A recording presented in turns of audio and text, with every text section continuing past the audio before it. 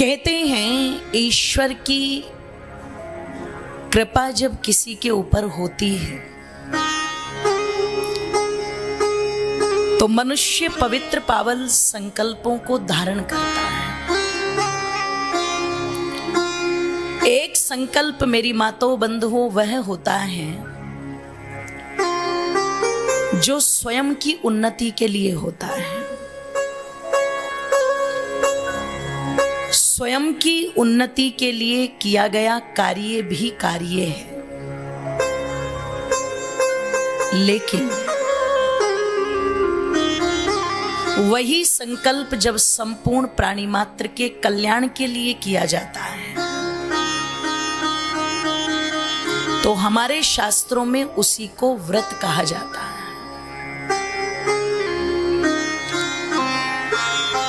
और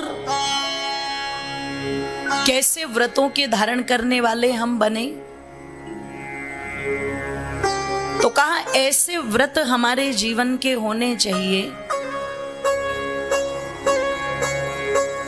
कि जो हमें आगे की ओर लेकर के जाए, पीछे की ओर लेकर के ना जाए। अग्नि व्रतपते व्रतम चरिष्यामि। अग्नि को साक्षी मानकर के व्रत ले रहे हैं। क्यों माना अग्नि को साक्षी? क्योंकि अग्नि अग्रणी भवती, जो आगे की ओर जाती है। कभी पीछे की ओर आपने अग्नि को जाते हुए नहीं देखा होगा। आप दीपक को जलाओ तो दीपक की लोभी माताओं किस तरफ जाती हैं? बोलो, ऊपर की। आप यज्ञ कुंड में भी अग्नि को जब स्थापित करते हैं, करते तो हैं नीचे की ओर, लेकिन अग्नि जाती किस ओर है? ऊपर की ओर। ये उसका स्वभाव है। तो अग्नि केवल वही नहीं है जिसका इंग्लिश में अनुवाद किया जाता है द फायर। ये विशेषता है हमारे सनातन धर्म की और हमारी संस्कृत भाषा की, जहां परमात्मा को भी अग्नि कहा, आत्मा को भी अग्नि कहा, मां को भी अग्नि कहा, एक आचार्य को भी अग्नि कहा। एक शब्द के अनेक अर्थ हैं। माने कि जीवन में जो जो चीजें आपको आगे बढ़ाने का काम कर रही हैं वो अग्नि है। इसलिए हमारे यहाँ पर क्या कहा जाता है? अग्नि को साक्षी मान करके हम व्रत लेते हैं। जो कार्य आपको आगे बढ़ा रहे, बहुत ध्यान से सुनना। हमने केवल अन्न का त्याग करके और कुछ फल फूल ग्रहण कर लिए या कोई दूध आदि शरबत आदि ग्रहण कर लिया और इतने मात्र से यदि हम संतुष्ट हो जाते कि मैंने तो व्रत कर लिया, तो आयुर्वेद इस विषय में कहता है ये जो व्रत है ये तुम्हें शारीरिक रूप से तो लाभ पहुंचाएगा, शरीर की शुद्धि हो जाएगी, आपका जो पाचन तंत्र है वो ठीक रहेगा, बहुत सारी चीजें शरीर में तो ठीक हो जाएगी यदि आप अन्न छोड़ करके फल फूल आदि ग्रहण करने का कुछ समय का व्रत ले लेते हैं या सप्ताह में 1-2 दिन इसको कर लेते हैं। शारीरिक रूप से ये बहुत लाभ पहुंचाएगा, कोई दोष नहीं है इसमें। पर यदि आप चाहते हो आपका व्रत आपकी आत्मा को लाभ पहुंचाए, आपका व्रत आपकी मानसिक स्थिति को मजबूत बनने में आपके सहयोग करे, आपका व्रत जो है आपके पेशेंस लेवल को बढ़ाए, आपका जो व्रत है आपके मनोबल को बढ़ाए, आपके बौद्धिक स्तर को बढ़ाए, तो मेरी माताओं बंधुओं ऐसे उस व्रत का अन्न से कोई लेना देना नहीं। उस व्रत के माने सीधे सीधे कोई न कोई ऐसा संकल्प जो आपके जीवन की बुराई को छुड़वा रहा है और आपके अंदर किसी अच्छाई को धारण कर रहा है। क्योंकि अगर आप किसी भी चीज को, किसी भी विचार को अपने अंदर टिकाना चाहते हो तो पहले उसके लिए एक स्पेस तो बनाना, जोर से बोलो, एक जगह तो बनानी पड़ेगी ना। हम घर में भी कोई वस्तु लाते हैं, कोई चीज लाते हैं तो क्या कहते हैं, इसको कहां फिट करना है, जरा इसकी जगह बताओ तो सही। तो अपने अंदर भी यदि कोई विचार, लोग कहते हैं जी विचार रह नहीं पाते अंदर स्थिर, हो सकता है आपने उसकी जगह ही ना बनाई हो। पहले से जो चीजें पड़ी हुई थी उसमें जो निकालने लायक थी वो आपने निकाली नहीं और आपने वो डाल दिया। अब क्या होगा? ओवरफ्लो होगा, और ओवरफ्लो में सबसे पहले वही तो चीज निकलेगी जो ऊपर से डाली गई है। इसलिए वो स्थिरता नहीं रह पाती, स्टेबिलिटी नहीं रह पाती। तो कहा कि कोई व्रत लो तो उसके लिए एक स्थान बनाओ अंदर। और स्थान क्या बनाओ? कि कोई जो बुराई लगती है, जो कमी लगती है अपने जीवन में, व्यक्ति अपने आप को जानता है। ऋषि दयानंद कहते हैं सब मनुष्यों का आत्मा, और सब में केवल वो नहीं है जो आर्य समाज के हॉल में बैठे हुए हैं, सब में सब आ गए। और सब में वो भी नहीं है जो केवल हिंदुत्व को मानते हैं, सब में सब आ गए। वो चाहे भारत में रह रहे हो, चाहे अमेरिका में, चाहे ऑस्ट्रेलिया में, चाहे अफगानिस्तान में, काबुल में, कंधार में, कहीं भी रह रहे हो, सब मनुष्यों का आत्मा सत्य असत्य का, जोर से बोलो, जानने हारा है। सब जानते हैं अपने आप को कि मेरे अंदर क्या है। अगर कोई अपने लिए ईमानदार है, दूसरों के लिए ईमानदार बनोगे वो तो बहुत बाद की बात है। पहले तो लॉयल्टी अपने साथ निभानी है, ईमानदारी अपने साथ निभानी है। और जो अपने साथ ईमानदार है वो फिर क्या करता है? सबसे पहले अपने आप को शुद्ध करता है, अपने आप को देखता है।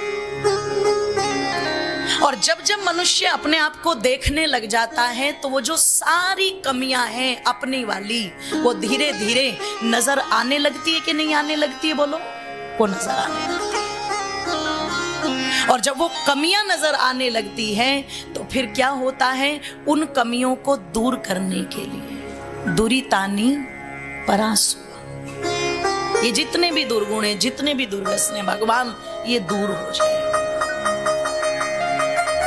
और यद भद्रम तन्न आसुआ, जो भद्र, जो कल्याणकारी विचार है वो मेरे अंदर समाहित हो जाए। मैं जगह बना रहा हूं, मैं कोशिश कर रहा हूं। ऐसी जब अग्नि मनुष्य के अंदर प्रदीप्त हो जाती है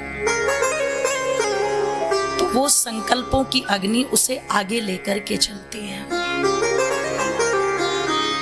और संसार में जो आगे चलने के व्रत को लेकर के चला है,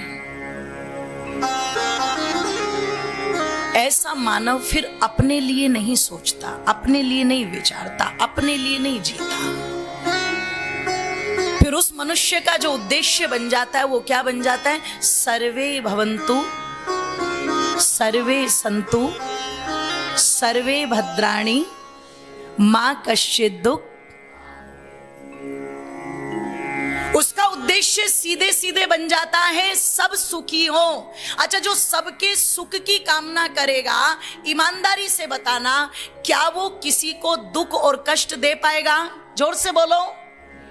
मेरी मातो बंधु, वो आसान नहीं होगा उसके लिए किसी मूक प्राणी की गर्दन पर छुरी चला देना। आसान नहीं होगा उस व्यक्ति के लिए किसी सीधे साधे व्यक्ति के साथ छल कपट कर देना। आसान नहीं होगा उस व्यक्ति के लिए किसी को पीड़ा पहुंचा देना। जो प्रार्थना कर रहा है, सर्वे भवन्तु सुखिनः, सर्वे सन्तु निरामया, प्रभु सब सुखी हो, सब निरोग हो, किसी को किसी प्रकार का कोई कष्ट ना हो, ये भाव अगर हमारे अंदर जाग जाए तो हम फिर गर्व के साथ अपने को मानव कह सकते हैं। और अगर अपना अपना लाभ मनुष्य हर स्थान पर देख रहा है, अपने ही बारे में सोच रहा है, अपने लिए ही कर रहा है, तो हम सोचे कि फिर वो अर्जुन बन जाएगा या वो कृष्ण बन जाएगा। नहीं, वो दुर्योधन ही बनेगा, वो दुशासन ही बनेगा, वो शकुनी ही बनेगा। हम सोचे कि ऐसा व्यक्ति राम बन जाए, बिल्कुल नहीं बन सकता। ऐसा व्यक्ति फिर क्या बनेगा? रावण ही बनेगा। ये निश्चय मान करके चलिएगा। बड़ी सुंदर पंक्तियां मैथिली शरण गुप्त जी ने लिखी थी, मुझे बचपन से बड़ी प्रिय हैं ये पंक्तियां। मैं अक्सर इनको बोला करती हूं। मैथिली शरण गुप्त जी ने बड़ा स्पष्ट लिखा, और शायद ये वेद मंत्रों की ही व्याख्या है कि वही पशु प्रवृत्ति है जो आप ही चरें। जो अपने बारे में सोचता है, अपने बारे में विचार करता है, केवल अपने लिए जीता है, ऐसा मनुष्य तो पशु के समान है। क्योंकि ये भाव किसका होता है? पशु का होता है। वो अपने लिए जीता है। आपने देखा होगा कई बार कहते हैं बंदरिया अपने बच्चे से बहुत प्रेम करती है ना, चिपका के रखती, बिल्कुल दीवार कूदनी हो, तार पर चलना हो, बिल्कुल उसे ऐसे चिपका के रखेगी जैसे अंबुजा सीमेंट से चिपका हुआ हो, गिरता नहीं। वो कूद रही है, कुछ भी कर रही है। कहते हैं कि यदि किसी कारण से उसका बालक मर भी जाए तो भी वो उसे अपने से चिपका करके रखती है। पर राजस्थान की रेगिस्तान की कई घटना ऐसी देखने को मिली कि जो रेगिस्तान में तपती रेत पर घूमते रहते हैं बंदर, और वहां पर यदि किसी बंदरिया का बच्चा मर जाए तो जिस समय उसके पैर जलने लगते, वो अपने बच्चे को ही नीचे डाल करके और उस पर बैठ जाती है अपनी जान बचाने के लिए। कहीं ना कहीं किसी न किसी रूप में पशुओं के अंदर वो भाव आ जाता है कि पहले मैं बच जाऊं। तो क्या लिखा मैथिली शरण गुप्त जी ने? वही पशु प्रवृत्ति है जो आप ही चरे, और वही मनुष्य है जो दूसरों के लिए मरे। मनुष्य वही है जो परमार्थ और परोपकार में अपने जीवन को व्यतीत करता है। आज संसार के अंदर उन्हें कोई नहीं पूछ रहा जो अपने लिए जी करके चले गए। उन्होंने कितना अच्छा खाया होगा, किसी को कोई मतलब नहीं। उन्होंने कितना अच्छा पहना, किसी को कोई मतलब नहीं। वो कितने अच्छे घर में रहे, किसी को कोई मतलब नहीं है। वो कितने ऐशो आराम के साथ जीवन जी करके गए, किसी को कोई मतलब नहीं है। लेकिन मेरी माताओं बंधुओं, जिनका जीवन परोपकार में बीता, परमार्थ में बीता, प्राणी मात्र के कल्याण के लिए जिन्होंने अपनी एक एक श्वास को लगा दिया, आज संसार में उन्हीं की गाथाएं गाई जाती हैं, उन्हीं की कथाएं कही जाती हैं। और कह दूं आप लोगों के मध्य में, वो कथाएं इसलिए नहीं कही जाती कि लोगों का मनोरंजन हो जाए या लोगों का टाइम पास किया जाए। वो कथा इसलिए नहीं कही जाती। मनोरंजन करने के लिए तो बहुत सारे साधन हैं। लोग कपिल शर्मा का शो देख के भी मनोरंजन कर लेते हैं। अगर कोई कहे कि टाइम पास के लिए की जाती है, तो आज तो मनुष्य की सबसे बड़ी विडंबना ही यही है कि सब कुछ है लेकिन हमारे पास, जोर से बोलो, समय नहीं है किसी के पास में। अब ये पता नहीं कि बीजी कहां है, काम भी कुछ नहीं कर रहे हैं पर टाइम भी नहीं है। इसका मतलब जिनकी कथाएं कही जा रही है वो मनोरंजन के लिए नहीं है, वो टाइम पास के लिए नहीं है। किस लिए है? वो एक प्रेरणा के लिए है।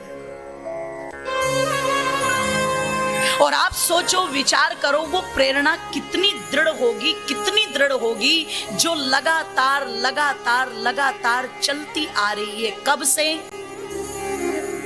कोई कहे 100 वर्ष पहले से ना, कोई कहे 500 वर्ष पहले से ना, कोई कहे 5000 वर्ष पहले से तो बोले ना, कोई कहे 10,000 वर्ष पहले से तो बोले ना। उस काल खंड में विद्वानों के अलग अलग मत हैं। कोई कहता है कि ये घटना करोड़ वर्ष पुरानी है, कोई कहता है ये घटना 150 लाख वर्ष पुरानी है, पर मोटा मोटी जो सांसारिक व्यवहार में चलता है, बोले लगभग 9 लाख वर्ष पुरानी ये घटना है। त्रेता युग का वो इतिहास,